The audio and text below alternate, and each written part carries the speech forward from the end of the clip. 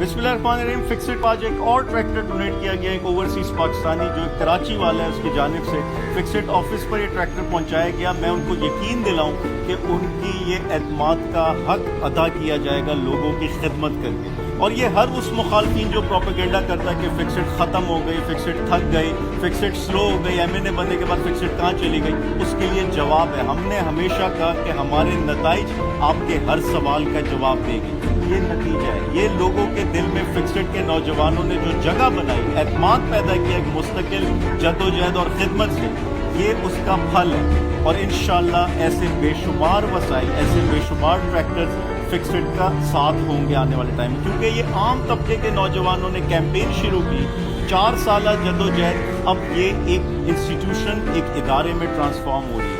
और मैं अल्लाह का लाख शुक्र अदा करता कि मैं एक MNA पॉलिटिशियन होने के बावजूद लोग एतमाद करते, लोग वसाइल के लिए डोनेशंस देते, सफाई जैसे मसले के हल के लिए हम पर एतमाद किया जाता। तो ये सिर्फ इसलिए कि हम आज भी सड़कों पर हैं, हम आज भी पसीना बहा हैं, हम अपनी कॉज से हटे नहीं, हम अपने मकसद से हटे नहीं। और इंशाअल्लाह ये साबित करेंगे कि MNA बनना कोई मंजिल नहीं है, ये मकसद का हिस्सा है, ये एक रास्ता है। और इंशाअल्लाह हम अपनी मंजिल तक पहुंचेंगे, जो कहा था वो करके दिखाएंगे। ये ट्रैक्टर ये भी नाकाफ़ी है, ऐसे सैकड़ों ट्रैक्टर्स, ऐसे सैकड़ों वसाइल, ऐसी सैकड़ों मशीनरी और इक्विपमेंट हम इस इदारे से जोड़ेंगे जो लोगों की, महरूम, गरीब, मजलूम तबके की खिदमत करेंगे।